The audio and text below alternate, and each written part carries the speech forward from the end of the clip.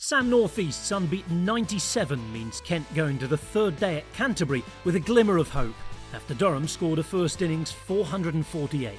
Durham came into the second day against Kent at the Spitfire ground in a very healthy position. An unbeaten 93 from Collingwood and 71 from Pringle meant a score of 318 for 5 at the close of play. Collingwood picked up where he left off at the end of day one at the Spitfire ground, the 41-year-old striking 2 fours off the first over of the morning to bring up his century. He and Pointer continued to add to the visitors' score until Stevens had the latter bowled for 35. And then in the same over he had Potts caught behind for a duck. Collingwood continued scoring before Stevens got his 5th wicket, caught by Coles this time, his 208-ball stay at the crease ending with 120 runs to his name. The 2 new men in, McCarthy and Rushworth, saw Durham past 400 with some careful scoring, ending the session on 408 for 8, with Stevens undoubtedly the pick of the bowling. Rushworth and McCarthy continued to build the Durham innings after lunch, Rushworth scoring a number of boundaries in a bid to accelerate the score. He reached his maiden first-class 50 with a boundary in the 134th over of the Durham innings. McCarthy was on 24 when he became Yasser Shah's first wicket in county cricket, bringing Maine to the crease, but he couldn't get off the mark before Coles dismissed Rushworth for 57 and brought the innings to a close. Only 6 runs were on board when Durham made their first breakthrough.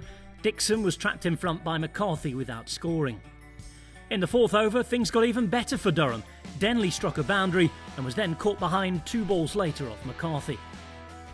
Bell Drummond, who looked well set after progressing to 22, was the next man to fall victim to McCarthy. Jennings taking the catch to put Kent 3 down. New pair of Weatherly and North East hit boundaries of their own in a bid to repair the Kent innings, but Weatherly didn't last long, Rushworth bowling him middle stump to keep up the pressure.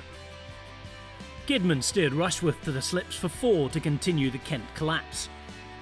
Roos hit 2 boundaries as the new man at the crease, but he was then also dismissed by Rushworth, leaving Kent 72 for 6 at tea.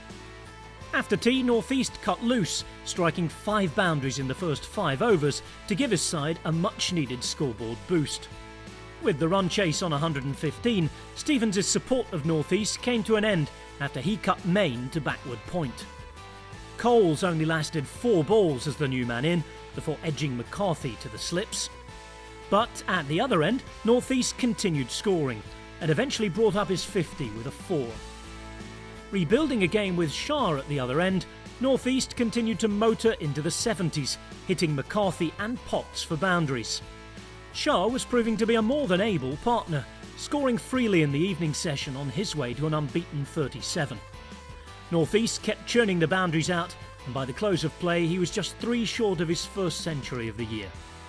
Kent closed on 211 for 8 after the 88-run North East and Shah partnership, giving the visitors some hope heading into the third day.